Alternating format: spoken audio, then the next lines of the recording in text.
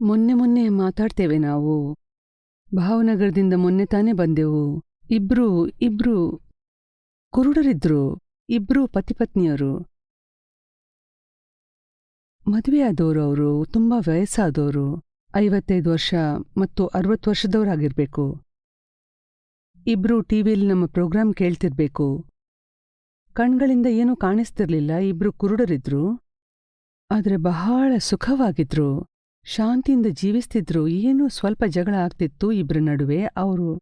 ಅವ್ರು ಹೇಳತೊಡಗಿದ್ರು, ಟಿವಿಯಲ್ಲಿ ನಿಮ್ಮ ಪ್ರೋಗ್ರಾಂ ಕೇಳಿದ ನಂತರ ನಮ್ಮ ಜಗಳ ನಿಂತೋಯ್ತು. ಇಲ್ಲಿವರೆಗೆ ಅಂದ್ರೆ ಪತ್ನಿ ಹೇಳ್ತಿದ್ಲು, ನನ್ಗೆ ರಾತ್ರಿಗೆ ನಿದ್ದೆನೇ ಬರ್ತಿರ್ಲಿಲ್ಲ. 3-4 ತಾಸಿನವರೆಗೆ ನನಗೆ ನಿದ್ದೆನೇ ಬರ್ತಿರ್ಲಿಲ್ಲ. ಸತತವಾಗಿ ವಿಚಾರ ನಡೀತಾನೇ ಇರ್ತಿತ್ತು. ನಾನ್ ಟಿವಿಯಲ್ಲಿ ನಿಮ್ಮ ಪ್ರೋಗ್ರಾಂ ಕೇಳ್ತಾ ಎಲ್ಲೋ ಕೇಳಿದ್ದೆ, ರಾತ್ರಿ ಮಲಗೋ ಸಮಯ ನಾನ್ ಶುದ್ಧಾತ್ಮ ಅಂತ ಹೇಳ್ತಾ ಮಲಗ್ಬೇಕು ಅಂತ. ನಂತರ ನಾನೂ ಆರಂಭಿಸಿದೆ. ಆ ದಿನದಿಂದಲೇ ನನಗೆ ತುಂಬಾ ಚೆನ್ನಾಗಿ ನಿದ್ದೆ ಬಂತು ಅಂತ ಹೇಳಿದ್ಲು. ಆಮೇಲೆ ನಿಮ್ಮ ಭಾವನಗರದಲ್ಲಿ ಪ್ರೋಗ್ರಾಂ ಇರುವಾಗ ನಮ್ಮ ಮನೆಯವರು ಯೋಚಿಸಿದ್ರು, ನಾವು ಯಾವ ರೀತಿಯಿಂದ ಇವರನ್ನು ಭೇಟಿಯಾಗೋದು ಅಂತ. ನಾವಂತಿಬ್ರು ಕುರುಡ್ರು.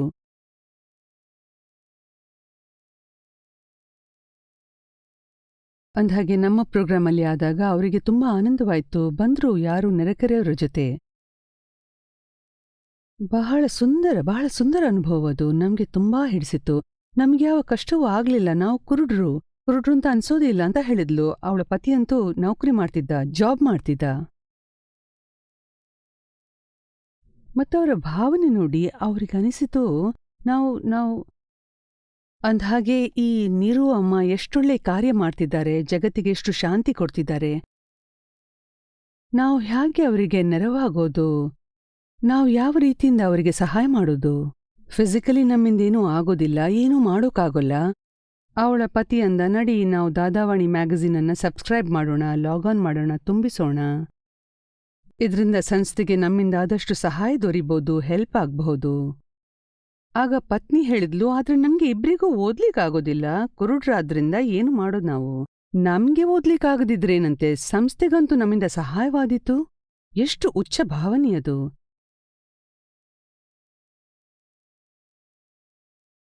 ಎಲ್ಲ ಪರಿವರ್ತನೆಯಾಯ್ತು. ಹೊರಗಿನ ಯಾವ ವಸ್ತುವಿನಲ್ಲೂ ನಮ್ಗೆ ಸುಖದ ಅವಶ್ಯಕತೆ ಬೀಳೋದೇ ಇಲ್ಲ. ಆತ್ಮದ ಸುಖ ಎಷ್ಟು ಚೆನ್ನಾಗಿದೆ, ಎಷ್ಟು ಆನಂದ ಸಂತೋಷ ಸಿಗ್ತಿದೆ ಅಂತಾರೆ. ಈಗ ನಮ್ಗನ್ಸತ್ತೆ ನಾವು ಜೀವಿಸ್ತಿದ್ದೇವೆ ಅಂತ. ಹಾಗಾಗಿ ಈ ಸುಖದ ಅನುಭವ ಆಗ್ತಾನೇ. ಕುರುಡನಿಗೆ ಕುರುಡುತನ ಪಿಡಿಸೋದಿಲ್ಲ. ಜೀವನ ಸುಖಶಾಂತಿ ಆನಂದದ ಸಾಗರವಾಗುತ್ತೆ. ನಿಮ್ಮೊಳಗಿನ ಆನಂದ ಇದೆಯಲ್ಲ, ಅದು ನಿಮ್ಮ ಆತ್ಮವೇ, ಪರಮಾತ್ಮವೇ. ಮತ್ತು ನೀವು ಹೊರಗೆ ಅದೇನೋ ಅನುಭವ ಪಡೀತಿದ್ದೀರಲ್ಲ, ಅಂದ್ರೆ ನಾನೇ ಹಾಗೆ ಭಾವಿಸ್ತೀರಿ, ಅದು ಸಾಮಾನ್ಯವಾಗಿ ಟೆಂಪರರಿ ವಸ್ತುವಾಗಿದೆ. ನೀವು ಸ್ವತಃ ಅದು ಅಲ್ವೇ ಅಲ್ಲ, ನೀವು ಪರ್ಮನೆಂಟ್ ಆಗಿದ್ದೀರಿ. 2 ವಸ್ತುಗಳಿವೆ, ಒಂದು ಪರ್ಮನೆಂಟ್ ವಸ್ತು, ಇನ್ನೊಂದು ಟೆಂಪರರಿ ವಸ್ತು ನಿಮ್ಮೊಳಗೆ.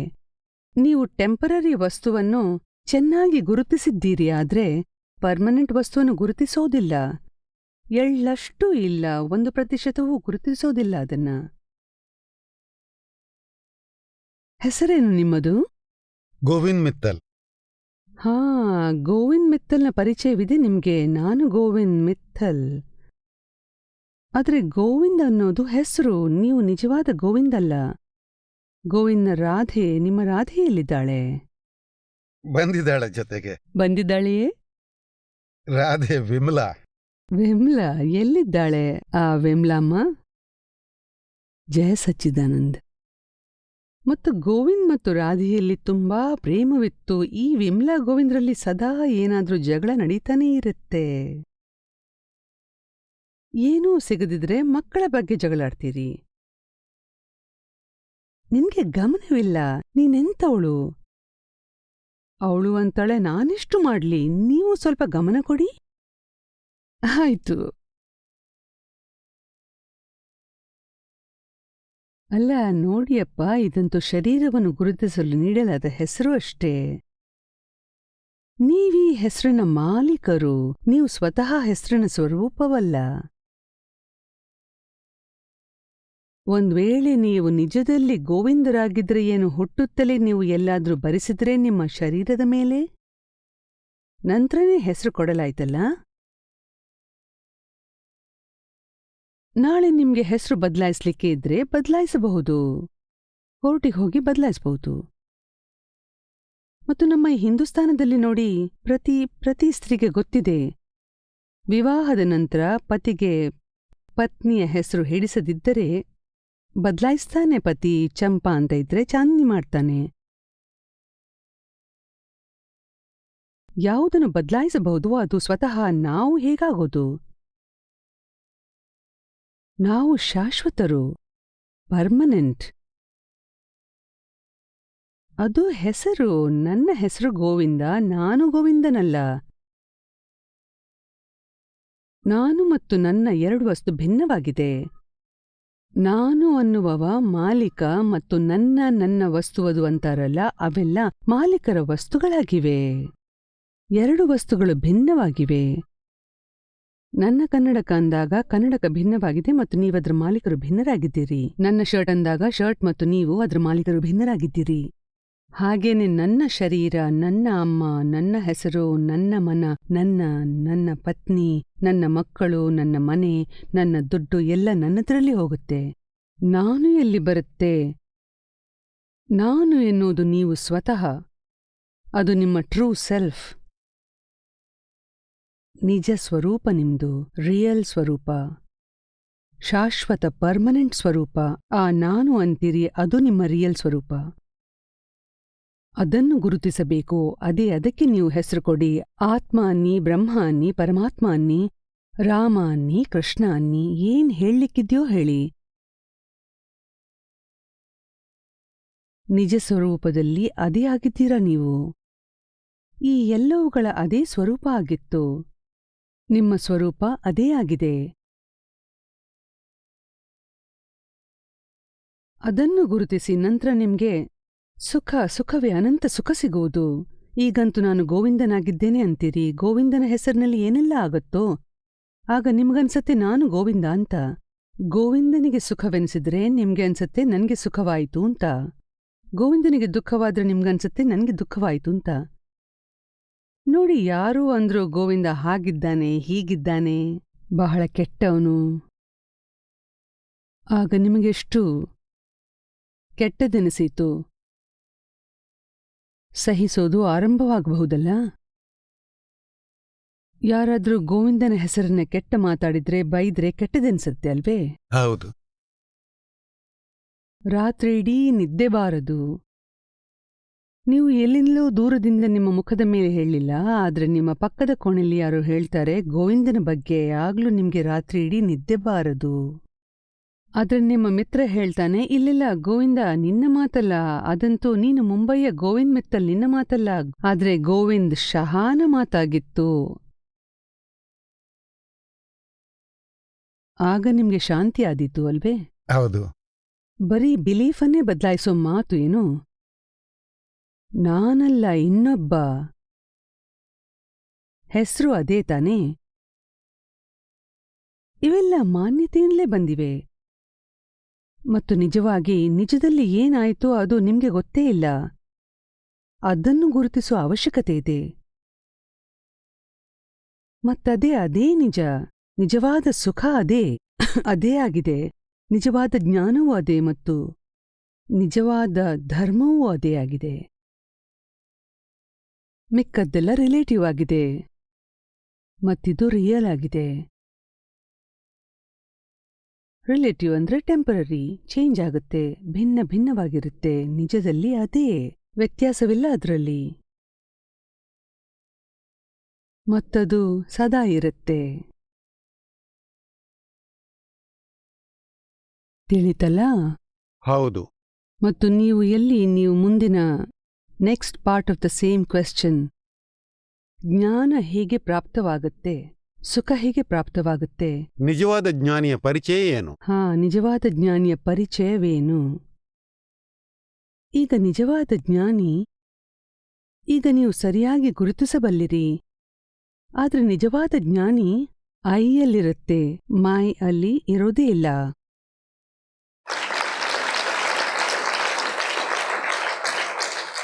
ಮತ್ತು ಬೇರೆಯವರಿಗೂ ಆ ಆತ್ಮಿಕ ಸ್ಟೇಜಲ್ಲಿರಿಸುತ್ತೆ, ಶರೀರದಲ್ಲಲ್ಲ. ಎಲ್ಲ ಸಂತರು, ಎಲ್ಲ ಭಕ್ತರು, ದೊಡ್ಡ ದೊಡ್ಡ ಋಷಿಮುನಿಗಳು, ಗುರುಗಳು ಇವರೆಲ್ಲ ಏನ್ ಹೇಳ್ತಾರೆ? ಆತ್ಮದ ಬಗ್ಗೆ ಹೇಳ್ತಾರೆ, ಆತ್ಮದ ಉನ್ನತಿಯ ಬಗ್ಗೆ, ಆತ್ಮದ ಪ್ರಗತಿಯ ಬಗ್ಗೆ. ಕ್ರೆಡಿಟ್ ಅಥವಾ ಡೆಬಿಟ್, ಪುಣ್ಯ ಅಥವಾ ಪಾಪ, ಪಾಪದಿಂದ ಮುಕ್ತಿ ಕೊಡಿಸ್ತಾರೆ, ಪುಣ್ಯ ಕೆಲಸ ಮಾಡುವಂತೆ ಮಾಡಿಸ್ತಾರೆ, ಅಶುಭ ದೂರಾಗಿಸಿ ಶುಭಗೊಳಿಸುತ್ತಾರೆ. ಈ ರೀತಿ ಆತ್ಮದ ಬಗ್ಗೆನೇ ಹೇಳ್ತಾರೆ. ನಾನು ಮಿತ್ತಲಾಗಿದ್ದೀನಿ, ನಾನು ಗೋವಿಂದನಾಗಿದ್ದೇನೆ, ಇದಂತೂ ದೃಢವಾಗಿ ಬಿಟ್ಟಿದೆ.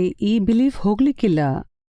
ಆದ್ರೆ ನೀವು ಏನ್ ಬೇಕಾದ್ರೂ ಮಾಡಿ, ಧರ್ಮ ಮಾಡಿ, ಕರ್ಮಕಾಂಡ ಮಾಡಿ, ಪೂಜೆ ಗೀಜೆ, ಜಪ ತಪ, ತ್ಯಾಗ, ಉಪವಾಸ, ಬೇಕಾದ್ದು ಮಾಡಿ, ತ್ಯಾಗ ಎಲ್ಲ ಮಾಡಿ. ಆದ್ರೆ ನಾನು ಗೋವಿಂದ ಎಂಬುದು ಅದು ಮಾತ್ರ ಹೋಗೋದೇ ಇಲ್ಲ. ಆದ್ದರಿಂದ ನೀವೇನೆಲ್ಲ ಮಾಡ್ತೀರಿ, ಶರೀರದಲ್ಲಿದ್ದು ಮಾಡ್ತೀರಿ, ಶರೀರ ಅಂತ ತಿಳ್ಕೊಂಡು ಮಾಡ್ತೀರಿ, ಅದು ಶರೀರದ ಅಕೌಂಟ್ನಲ್ಲಿ ಕ್ರೆಡಿಟ್ ಆಗುತ್ತೆ. ಅದನ್ನು ಡೆಬಿಟ್ ಮಾಡಲು ನಿಮ್ಗೆ ಮರಳಿ ಜನ್ಮ ಪಡಿಬೇಕಾಗುತ್ತೆ. ಒಂದ್ ವೇಳೆ ನೀವೊಂದ್ ಬಾರಿ ಆತ್ಮದಲ್ಲಿ ಬಂದ್ರೆ ಮತ್ತಲ್ಲಿ ಇವೇನೂ ಬರೋದಿಲ್ಲ. No credit, no debit, no ಪುಣ್ಯ, ನೋ ಪಾಪ. ಎರಡರ ಬ್ಯಾಲೆನ್ಸನ್ನು ಝೀರೋ ಮಾಡಬೇಕು. ಆಗ ನೀವು ಈ ಎಲ್ಲಾ ಸುಖ ದುಃಖಗಳಿಂದ ಮುಕ್ತರಾಗ್ತೀರಿ ಮತ್ತು ಪರಮ ಪದವಿ ಪಡೀತೀರಿ. ನಂತರ ನಿಜವಾದ ಗೋವಿಂದರಾಗ್ತೀರಿ. ಆಮೇಲೆ ಎಲ್ರೂ ಅಂದಾರು, ಗೋವಿಂದ ಹೇಳು ಗೋಪಾಲ ಹೇಳು. ಗೋವಿಂದ ಹೇಳಿ ಗೋಪಾಲ ಹೇಳಿ. ನೀವ್ ಹೇಳ್ಬಾರ್ದು, ಜನ ಹೇಳ್ಬೇಕು ನಿಮ್ಮ ಬಗ್ಗೆ.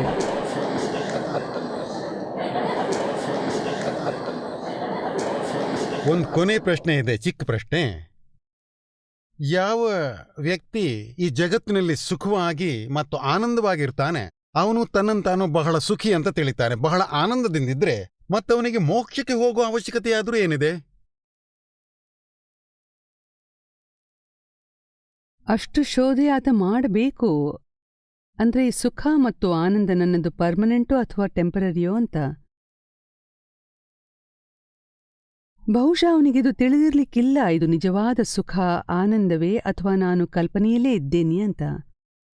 ಒಂದ್ವೇಳೆ ಯಾರಾದ್ರೂ ಅಪಮಾನ ಮಾಡಿದ್ರೆ, ಬೈದ್ರೆ, ಅವನ ಆನಂದ ಇದ್ದಕ್ಕಿದ್ದಂತೆ ಇರಬೇಕು, ಸುಖ ಇದ್ದಕ್ಕಿದ್ದಂತೆ ಇರಬೇಕು. ಆದ್ರಿಂದ ನಾವು ತಿಳಿಬಹುದು ಎಲ್ಲವೂ ಸರಿಯಾಗಿದೆ ಅಂತ. ಮತ್ತು ಅತಿಯಾದ ಹಾನಿಯಾಗಿಬಿಟ್ಟರೆ, ಬಹಳ ದೊಡ್ಡ ನಷ್ಟವಾದರೆ, ಸಹಿಸ್ಲಿಕ್ಕಾಗದಿದ್ರೆ ಅಷ್ಟು ದೊಡ್ಡ ನಷ್ಟವಾದ್ರೂ ಅವನ ಆನಂದ ಇದ್ದಕ್ಕಿದ್ದ ಹಾಗೇ ಇರಬೇಕು. ಆಗ ನಾವು ತಿಳಿಯಬಹುದು. ಶರೀರಕ್ಕೆ ಬಹಳ ದೊಡ್ಡ ರೋಗ ಬಂದ್ರೆ, ಪ್ಯಾರಾಲಿಸಿಸ್ ಆದ್ರೆ, ಬಹಳ ಕಷ್ಟಕಾಲ ಬಂದ್ರೂ ಕೂಡ ಅವನ ಆನಂದ ಇದ್ದಕ್ಕಿದ್ದಂತೆ ಇರಬೇಕು, ಸುಖ ಇದ್ದಕ್ಕಿದ್ದಂತೆ ಇರಬೇಕು.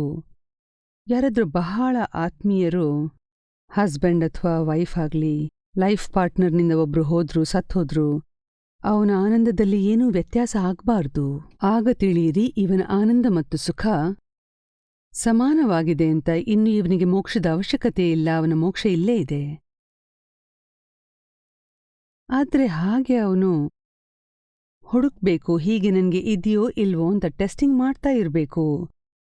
ನಮ್ಮ ಕಲ್ಪನೆಯಿಂದಲೇ ಹೇಳ್ತೇವೆ, ಒಮ್ಮೊಮ್ಮೆ ಈಗೋದಿಂದಲೇ ಅಂತಾರೆ, ನಾನು ಸುಖವಾಗಿದ್ದೀನಿ, ಆನಂದದಲ್ಲಿದ್ದೀನಿ, ಮೋಕ್ಷದ ಅವಶ್ಯಕತೆ ಇಲ್ಲ. ಆದ್ರೆ ಶೋಧಿಸಲಿ ಎಂಥ ಆನಂದವಿದೆ, ಎಂಥ ಸುಖವಿದೆ ಅಂತ. ಮೋಕ್ಷದ ಅರ್ಥವೇನು? ಮೋಕ್ಷದ ಅರ್ಥವೇ, ನಾವು ಮೋಕ್ಷಕ್ಕೆ 2 ಸ್ಟೇಜ್ನಲ್ಲಿ ಹೇಳ್ತೇವೆ. ಫಸ್ಟ್ ಸ್ಟೇಜ್ನ ಮೋಕ್ಷವಂತೂ ಇದೇ, ಈ ಜನ್ಮದಲ್ಲಿ, ಇಲ್ಲಿಯೇ ಆಗಬೇಕು. ಇಲ್ಲೇ ಅನುಭವ ಆಗಬೇಕು. ಹೇಗೆಂದ್ರೆ, ಯಾವ ದುಃಖವೂ ನಮ್ಮನ್ನು ಟಚ್ ಮಾಡಬಾರ್ದು, ಯಾವ ದುಃಖವೂ ನಮ್ಮನ್ನು ಸ್ಪರ್ಶಿಸಬಾರದು. ಸಂಸಾರವಂತೂ ಇದ್ದಕ್ಕಿದ್ದಂತೆ ಇದೆ. ನಮ್ಮ ಕರ್ಮ, ನಮ್ಮ ಡ್ಯೂಟೀಸ್, ನಮ್ಮ ಆ ಕರ್ತವ್ಯ ಅದಂತೂ ಎಲ್ಲ ಇದ್ದಕ್ಕಿದ್ದಂತೆ ಇದೆ. ಅದರಲ್ಲೇನೂ ವ್ಯತ್ಯಾಸವಿಲ್ಲ. ಆದ್ರೆ ಅಂತರಂಗದಲ್ಲಿ ನಾವೇನು ಅನುಭವ ಮಾಡ್ತಿದ್ದೇವೆ, ಯಾವ ದುಃಖವೂ ತಡೆಯದಿರ್ಲಿ. ಮೊದಲು ಎಲ್ಲ ಇತ್ತು, ಆದ್ರೆ ಈಗ ಒಳಗಡೆ ಏನೂ ಇಲ್ಲ. ಹಾಗಾದ್ರೆ ಇದು ಫಸ್ಟ್ ಸ್ಟೇಜ್ನ ಮೋಕ್ಷ.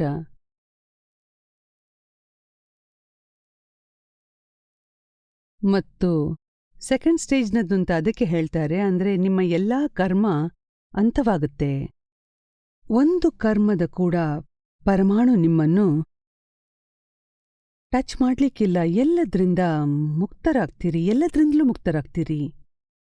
ಒಂದು ಪರಮಾಣು ಕೂಡ ನಿಮ್ಮ ಆತ್ಮಕ್ಕೆ ಅಂಟಿಕೊಂಡಿರದು.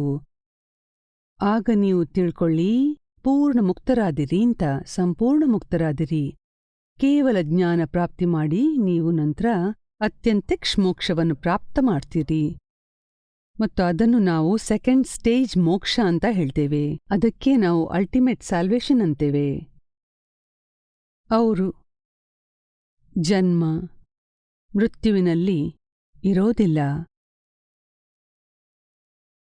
ಹಾಗಾದ್ರೆ ನಾವಂತೂ ಹೇಳ್ತೇವೆ, ಆ ಎರಡನೇ ಸೆಕೆಂಡ್ ಸ್ಟೇಜನ್ನು ಬದಿಗಿಡಿ, ಮೊದಲ ಫಸ್ಟ್ ಸ್ಟೇಜನ್ನು ಅಚೀವ್ ಮಾಡಿ. That's it. ನಂತರ ಸೆಕೆಂಡ್ ಸ್ಟೇಜ್ ಅಂತೂ ಅದರ ಪರಿಣಾಮ ಅದು ಬಂದೇ ಬರುತ್ತೆ.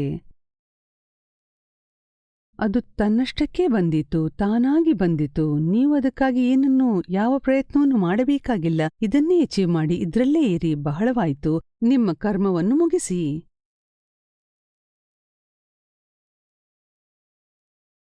That's it. ಮತ್ತದೇ ದಾರಿ ನಾವು ತೋರಿಸ್ತೇವೆ. ಮಿಕ್ಕ ಮೈ ಎಂಬುದರ ಪಾರ್ಟ್ನ ಯಾವುದೇ ವಸ್ತುವನ್ನು ನಾವು ಟಚ್ ಮಾಡೋದಿಲ್ಲ.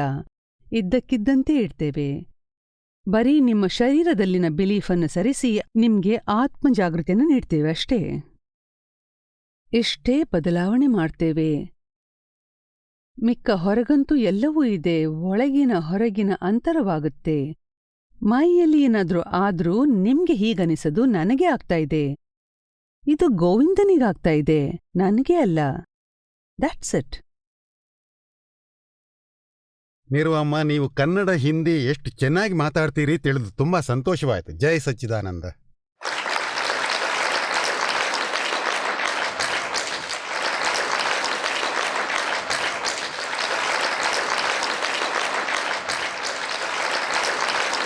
ಕನ್ನಡ ಆಗ್ಲಿ ಹಿಂದಿ ಆಗ್ಲಿ ಎಲ್ಲ ಭಾರತದ ಭಾಷೆ. ಇಷ್ಟು ಖಂಡಿತ. ಭಾರತದಲ್ಲಿ ಇತರ ಭಾಷೆ ಬಂದರೆ ಹೆಮ್ಮೆ ವಿಷಯ ಅಲ್ವೇನೋ? ಏನಂತೀರ ನೀವು? ನಾವು ಒರಿಜಿನಲಿ ಗುಜರಾತ್ನವರು, ಗುಜರಾತಿಯೇ ನಾವು. ಆದ್ರೆ ನಮ್ಮ ಬ್ರಾಟಪ್ ಎಲ್ಲ ಮಹಾರಾಷ್ಟ್ರದಲ್ಲಾಯಿತು. ಹಿಂದಿ ಬಹಳ ಚೆನ್ನಾಗಿತ್ತು, ಆದ್ರೆ ಇಲ್ಲಿಗೆ ಬಂದ ನಂತರ ಹಿಂದಿ ಸ್ವಲ್ಪ ಕೆಟ್ಟಿದೆ. ಮತ್ತು ಹಿಂದಿಯಲ್ಲಿ ಸತ್ಸಂಗ್ ಮಾಡ್ತಾ ಮಾಡ್ತಾ ಮರಳಿ ಸುಧಾರಿಸ್ತಿದೆ.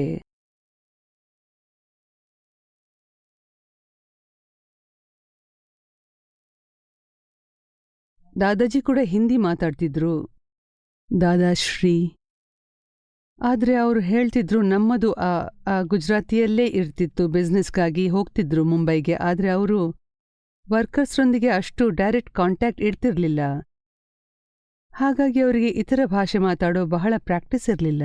ಆದ್ರೂ ಹೇಗಾದ್ರೂ ಮಾತು ಆಡ್ತಿದ್ರು. ಅಂತಿದ್ರು, ನಮ್ಮ ಹಿಂದಿ ಅಷ್ಟೊಂದು ಚೆನ್ನಾಗಿಲ್ಲ,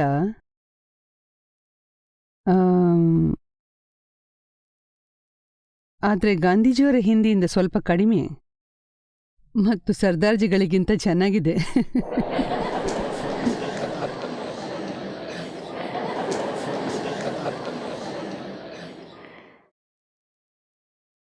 ಆದ್ರೆ ಅವರ ಹಿಂದಿ ಬಹಳ ಮುದ್ದಾಗಿರ್ತಿತ್ತು.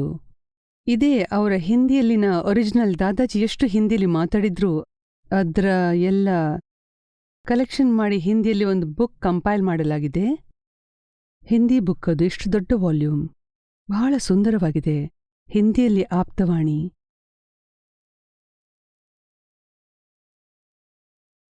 ಈಗಂತೂ ದಾದಾಜಿಯವರ ಪುಸ್ತಕಗಳು ವೆಬ್ಸೈಟ್ನಲ್ಲಿ ಕೂಡ ಸಿಗುತ್ತೆ. ಮನುಭಾಯ್ ಪಟೇಲ್ ಅಹಮದಾಬಾದ್. ಮನುಭಾಯ್ ಹೇಳ್ತಾರೆ, ಮನಸ್ಸಿಗೆ ಶಾಂತಿ ಇಲ್ಲ, ಇದ್ರ ಉಪಾಯ ತಿಳಿಸಿರಿ. ದೇವ್ರ ಪೂಜೆ ಮತ್ತು ಭಕ್ತಿ ದಿನ ಪೂಜೆ ಮಾಡ್ತೀನಿ, ಆದ್ರೂ ಮನಸ್ಸಿಗೆ ಶಾಂತಿಯೇ ಇಲ್ಲ. ಹೀಗಿದೆ ಅಂದ್ರೆ ದೇವ್ರ ಪೂಜೆ ಮಾಡಿದ್ರೆ ಆಗ ಮನಸ್ಸಿಗೆ ಶಾಂತಿ ಸಿಗುತ್ತೆ. ಆದ್ರೆ ಸ್ವಲ್ಪ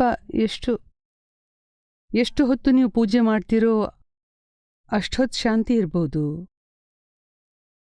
ಆ ಪೂಜೆ ಪುರಸ್ಕಾರ ಮಾಡ್ತೀವಿ, ಅದರಲ್ಲೂ ಮನಸ್ಸು ಲೀನವಾಗೋದಿಲ್ಲ ಒಮ್ಮೊಮ್ಮೆ. ಇಲ್ಲ, ಆಗ್ಲೂ ಮನಸ್ಸು ಅಲ್ಲಿ ಇಲ್ಲಿ ಅಲೆದಾಡುತ್ತೆ.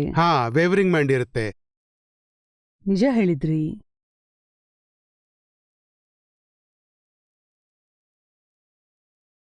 ಇವೆಲ್ಲ ಕ್ರಿಯೆಗಳು ಏನವು? ಪೂಜೆ ಇತ್ಯಾದಿ ಮಾಡಿ, ಜಪಮಾಲೆ ಜಪ ಇತ್ಯಾದಿ ಮಾಡಿ, ಇವೆಲ್ಲ ಕ್ರಿಯೆಗಳು. ಈ ಕ್ರಿಯೆಯ ಹಿಂದೆ ಹೇತು ಏನಿದೆ ಅಂದ್ರೆ, ಕ್ರಿಯೆ ಮಾಡ್ತಾ ಮಾಡ್ತಾ ನಮ್ಮ ಮನ ಒಂದ್ವೇಳೆ ಏಕಾಗ್ರವಾದ್ರೆ ಆಗ ಅಷ್ಟು ವೇಳೆ ನಮ್ಗೆ ಶಾಂತಿ ಸಿಕ್ಕುತ್ತೆ. ಈ ಭಕ್ತಿ ಮಾಡ್ತೀವಲ್ಲ, ಒಮ್ಮೊಮ್ಮೆ ಮಾಡದೇ ಇದ್ದಾಗ ಮನಸ್ಸಿನಲ್ಲಿ ಹೀಗಾಗತ್ತೆ ಎಂದು ನಾವು ಏನೂ ಮಾಡ್ಲಿಲ್ಲ ಅಂತ. ಆಮೇಲೆ ಅಭ್ಯಾಸವಾಗಿ ಬಿಡುತ್ತೆ. ಆ ಅಭ್ಯಾಸವಾಗೋದು ಅದು ಕೂಡ ಸರಿಯಲ್ಲ, ಮೆಕ್ಯಾನಿಕಲ್ ಆಗ್ಬಾರ್ದು. ಇಲ್ಲ, ಹಾಗೇನಿಲ್ಲ. ಒಮ್ಮೊಮ್ಮೆ ಆಗದಿದ್ರೆ ಮಾಡೋದೂ ಇಲ್ಲ ನೋಡಿ. ಆದ್ರೆ ಮನಸ್ಸಿನಲ್ಲಿ ಇರುತ್ತೆ ಅಂದ್ರೆ ಇಂದು ನಾವು ಪೂಜೆ ಗೀಜೆ ಮಾಡಿಲ್ಲ ಅಂತ. 2ನೇ ಬಾರಿ ಮರುದಿನ 2 ಬಾರಿ ಮಾಡಿ. ಅಷ್ಟೊಂದು ಸಮಯ ಇರ್ಬೇಕಲ್ಲ, ಮತ್ತು ಜಾಬ್ಗೆ ಕೂಡ ಹೋಗ್ಬೇಕಾಗತ್ತೆ ನಮ್ಗೆ.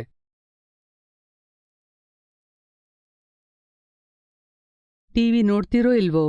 ನೋಡ್ತೇನಲ್ಲ, ನಿಮ್ಮ ಪ್ರೋಗ್ರಾಮ್ ಕೂಡ ನೋಡ್ತೇನೆ ನಾನು. ಬೇರೆ ಪ್ರೋಗ್ರಾಮ್ ಕೂಡ ನೋಡ್ತಿರ್ಬೇಕಲ್ಲ? ಇಲ್ಲ, ಬೇರೆ ಅಂದ್ರೆ 1-2 ಸೀರಿಯಲ್ ನೋಡ್ತೀನಿ, ಮಿಕ್ಕ ಈ ಪಿಕ್ಚರ್ ಎಲ್ಲವನ್ನೂ ನೋಡೋದಿಲ್ಲ ನೋಡಿ. ಇತ್ತೀಚಿನ ಸೀರಿಯಲ್ ಮತ್ತು ಪಿಕ್ಚರ್ನಲ್ಲಿ ವ್ಯತ್ಯಾಸವಿಲ್ಲ. ಅಲ್ಲ, ಸೀರಿಯಲ್ ಅಂದ್ರೆ 9-10 ಗಂಟೆ ನಂತರ ಅಂತೂ ಮಲಗಿಯೇ ಬಿಡ್ತೇನೆ. ಹಾಗೆ ಅಷ್ಟು ರಾತ್ರಿ ಟಿವಿ ನೋಡೋದಿಲ್ಲ. ಹಾಗಿದ್ರೆ ಯಾವ ದಿನ ನಿಮ್ಮ ಪೂಜೆ ಕಾರ್ಯ ಆಗ್ಲಿಲ್ವೋ ಅಂದು ಈ ಸೀರಿಯಲ್ ನೋಡ್ಬೇಡಿ ಮತ್ತು ರಾತ್ರಿ ಪೂಜೆ ಕಾರ್ಯ ಮಾಡಿ. ರಾತ್ರಿಗೆ ಪೂಜೆ ಮಾಡಿ. ರಾತ್ರಿಗೆ ತಡವಾಗಿ ಬರ್ತೇನೆ, ಆಗ ಮಾಡೋಕೆ ಆಗುದಿಲ್ಲ. ಸಂಡೇ ಮಾಡಿ ನೋಡಿ. ಜೈ ಸಚ್ಚಿದಾನಂದ.